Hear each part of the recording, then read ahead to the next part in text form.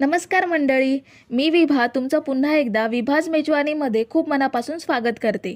आज आपण श्रावण महिन्यामधील सर्व उपवासांसाठी महिनाभर टिकणारी उपवासाची वडी बनवून घेणार आहोत। ह्या पद्धतीने महिनाभर टिकणारी वडी एकदाच बनवून ठेवलात तर रोज उपवासाला काय बनवू हा प्रश्न येणार नाही। त्याचबरोबर उपवासामुळे आलेला थकवा सुद्धा ह्या वडीने निघून जाईल। मंडळी, रेसिपी सुरू करण्याआधी चॅनलवरती नवीन असाल तर पटकन चॅनलला सबस्क्राईब करून घ्या आणि व्हिडिओला न विसरता एक लाईक जरूर करा। तर सर्वात आधी आपण एका खोलगट पॅनमध्ये 2 वाटी शेंगदाणे घेऊयात। वडी आपण महिनाभरासाठी बनवतोय, त्यामुळे ती चांगली टिकण्यासाठी शेंगदाणे सुद्धा चांगले घ्या। खराब शेंगदाणे निवडून बाजूला काढा। आता हे शेंगदाणे आपण मध्यम आचेवरती चांगले भाजून घेऊयात। शेंगदाणे खूप जास्त करपवायचे नाहीयेत, यांची सालं अगदी सहज निघतील एवढे भाजून घ्यायचे। खूप जास्त काळपट करायचे नाहीयेत। तर इथे शेंगदाण्यांना डाग पडायला लागलेत आणि काही शेंगदाण्यांचे 2 भाग व्हायला लागलेत, म्हणजे चांगले भाजले गेलेत। आता हे गॅस बंद करून पॅनमधून काढून घेऊयात आणि थंड करून ह्याची सालं काढून घेऊयात। गॅस बंद केल्यावर पॅनमध्ये अर्धी वाटी काजू घ्यायचे आहेत। गॅस बंद केल्यावर सुद्धा पॅन गरम आहे, तेवढ्याच गरम पॅनमध्ये आपल्याला 3 ते 4 मिनिटे काजू परतून घ्यायचे आहेत। काजू थोडे गरम करून घेतले की वडीला छान टेस्ट येते। काजू वापरणं पूर्णपणे ऑप्शनल आहे, तुम्ही फक्त शेंगदाण्याची सुद्धा वडी बनवू शकता। 3 ते 4 मिनिटांनी काजू पॅनमधून काढून घेऊयात। तर शेंगदाणे आपण थंड करून सालं काढून घेतली आहेत। आता हे आपण मिक्सरच्या भांड्यात घेऊन ह्यांची जाडसर पावडर बनवून घेऊयात। इथे मी 2 बॅचमध्ये शेंगदाणे मिक्सरला बारीक करून घेणार आहे। मिक्सर चालू बंद करून पावडर बनवून घ्यायची। एकदा जास्त वेळ मिक्सर चालू ठेवला तर शेंगदाणे ओलसर तेलकट बनतील। तर इथे आपण पहिली बॅच मिक्सरला बारीक पावडर करून घेतली आहे। आता हा दाण्याचा कूट एका भांड्यात काढूयात आणि दुसऱ्या बॅचसाठी मी थोडे शेंगदाणे ठेवलेत। ह्या शेंगदाण्यांसोबत काजू सुद्धा बारीक करून घेऊयात। हे बघा, काजू आणि शेंगदाणे सुद्धा आपण बारीक करून घेतलेत। हे सुद्धा भांड्यात काढून घ्यायचे आहेत। आता त्याच खोलगट पॅनमध्ये 1 वाटी साखर घ्यायची आहे।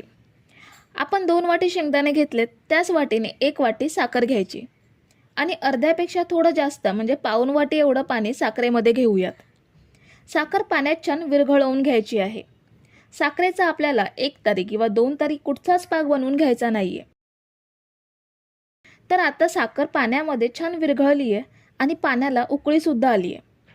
अजून 2 मिनिटे मीडियम गॅसवरती आपण हे साखरेचं पाणी उकळून घेऊयात, म्हणजे साखरेचं पाणी थोडं दाटसर बनेल।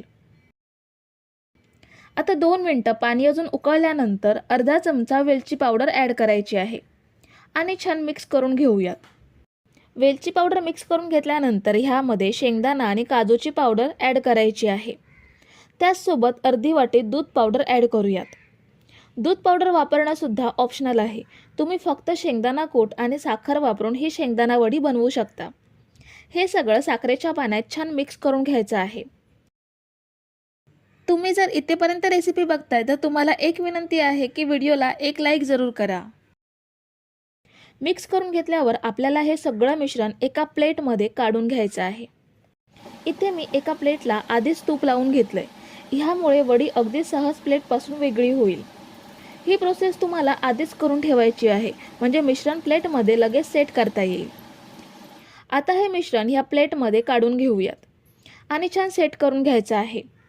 चमच्याने सेट करून घेऊ शकता किंवा वाटीच्या प्लेन तळाने अशा वाटीने घट्ट दाबून मिश्रण प्लेटमध्ये सेट करून घेऊ शकता। सेट करून झाल्यावर आपण हे फक्त 10 मिनिटे थंड करून घेऊयात। खूप जास्त वेळ थंड करत ठेवायचं नाहीये, कारण मिश्रण कडक झाल्यामुळे वडी कापायला जमत नाही। तर आपण हे 10 मिनिटे थंड करून घेतलंय। आता याच्या वड्या पाडून घेऊयात। तुम्ही आवडीनुसार ह्या पद्धतीने किंवा काजू कतलीच्या आकारात सुद्धा वड्या पाडू शकता। ह्या वडीमध्ये तुम्ही फक्त शेंगदाणा कूट आणि साखर वापरून मुख्य 2 साहित्यामध्ये ही वडी बनवू शकता। तर ह्या बघा, आपण ह्या वड्या कापून घेतल्यात। एक वडी मी तुम्हाला जवळून दाखवते। ही बघा, खूप छान वडी तयार झाली आहे। एकदम मस्त खुसखुशीत, अगदी तोंडात टाकताच विरघळेल अशी वडी तयार झाली आहे। ही वडी तुम्ही 1 ते 1.5 महिना सहज साठवून ठेवू शकता। तर मंडळी, रेसिपी कशी वाटली हे कमेंट करून नक्की सांगा आणि व्हिडिओला न विसरता लाईक करा. रेसिपी तुमच्या मित्रमैत्रिणींसोबत शेअर करा आणि चॅनलला सबस्क्राईब केलं नसेल तर लगेच सबस्क्राईब करून घ्या. थँक्यू.